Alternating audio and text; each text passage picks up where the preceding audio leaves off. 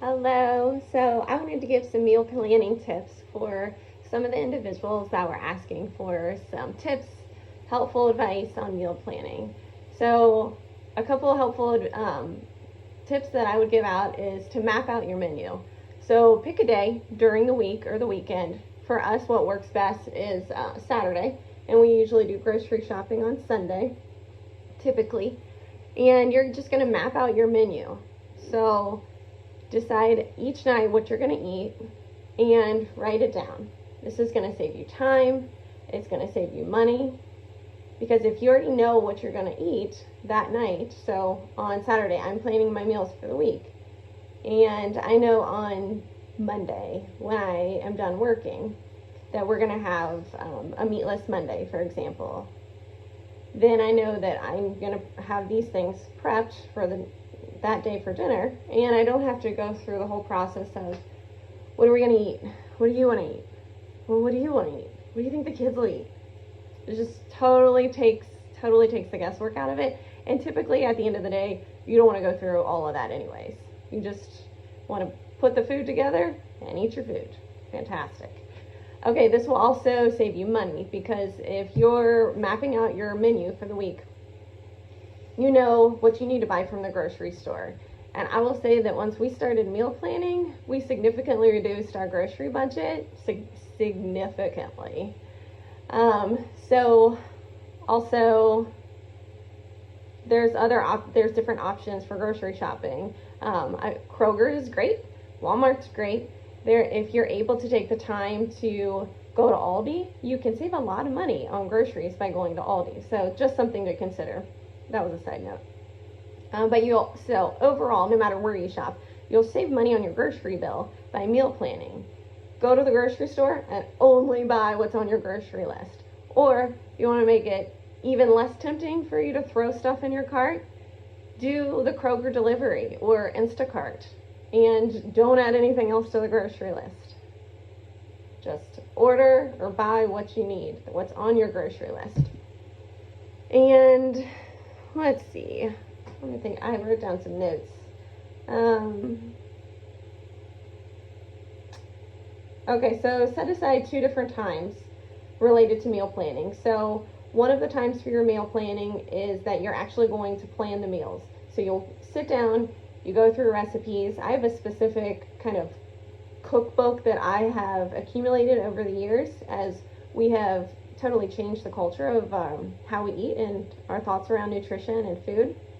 So I have a cookbook that has vegan meals. I have a cookbook that's keto meals. I have a cookbook that's totally plant-based. I have a cookbook section that is whole foods and paleo. So what I do is I sit down and I go through the recipes and I pick out the meals that we're going to eat that day or throughout the week, and I write it down and I go through the recipes. So I'm writing down all the ingredients I need. Make sure that you set aside time throughout the week so once you have your grocery list and you have the groceries, set aside time. So if I know, tomorrow I'm going to make this casserole and I need the chicken thawed out, for example, take the chicken out of the freezer the night before, put it in the fridge. It also helps significantly for me if I take out all the ingredients I need that don't have to be refrigerated and I set them on the counter. Literally one less step. So you go into the kitchen when you're ready to prep dinner for the night. You know what you're making. You know the food's thawed out because you set it out the night before. All the ingredients that don't have to be refrigerated are set out on the counter, and you put it together. And it just makes that whole process a lot easier. Also, related to food waste, consider what you have in the fridge or the pantry that you don't have to spend money on at the grocery store. Sometimes I'll find in Lazy Susan tuna, and you could make a tuna casserole. Maybe you hadn't even thought about the tuna in months.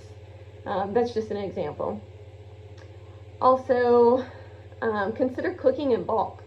So you could set aside a time on Sunday after you have your groceries, and you can make a huge batch of chili. My husband loves to make chili. He makes this fantastic chili. If you're interested in a yummy chili recipe, I have 2 different ones that are really good. one that grandma makes, that's phenomenal. Another one that my husband makes, that's great. So make a huge batch of chili or soup or whatever you're trying to make in bulk, and make a large amount of that, and then you can put that in the fridge and eat that throughout the week. You could pack it for lunches, you could have it one night for dinner. That really saves on time, especially if it's a night that you know that you have a lot of activities to do in the evening, and you come home from work and you're going through things with the kids, you're doing homework, you're trying to get to swim practice or gymnastics or karate or basketball, whatever. This really helps with the whole process. Let's see. I'm trying to think.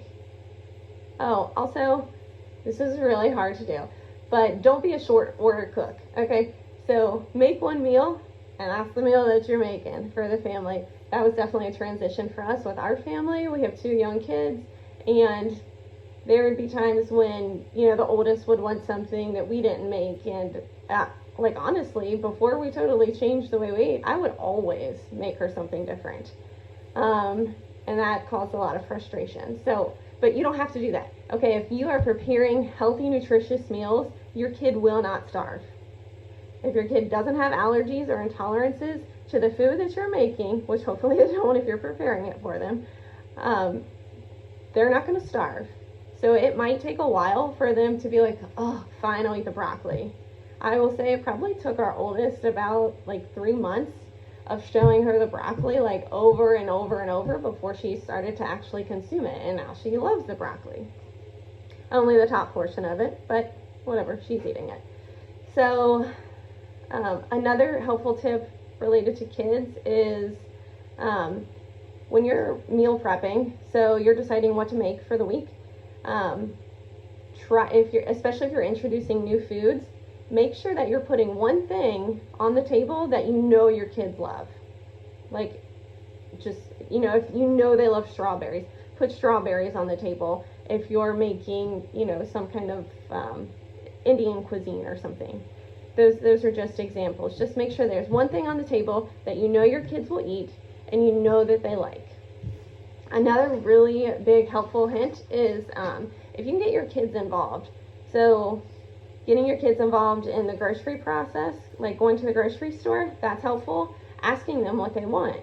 You could say, your meal is going to be on Tuesday. What do you want? We can have whatever you want on Tuesday. And that's really helpful. Also, if the kids can be involved in the actual prep of the meal. So, prepping the dessert or prepping the food, cutting up the vegetables, anything that they can do to be involved in it usually increases the likelihood that they're going to eat the food. Not always, but to the best you can. My friend Abby has a lot of really, really great recipes that where she kind of puts vegetables into different kinds of foods and kind of disguises it so that kids are more likely to eat it. She's a genius when it comes to that. So I will link her into this video so that she can upload her recipes that are super helpful. Thank you, Abby, by the way. And then again, also consider theme nights. So you could do Meatless Monday, you could do Fish Friday for all the Catholic people, you could do Taco Tuesday, and also consider taking a night off, because making meals every day is a bit stressful, or it's just a lot. It's a lot of work. So consider taking a night off. Consider potentially maybe one night a week ordering in, or you could just do leftovers one night of the week. I'm not going to prep anything. All I'm doing is eating leftovers that we made from Sunday. I hope that was helpful, and if you're wanting any other tips around meal planning, I have lots of ideas, lots of recipes. Be sure to check out the link that I'm going to add down below.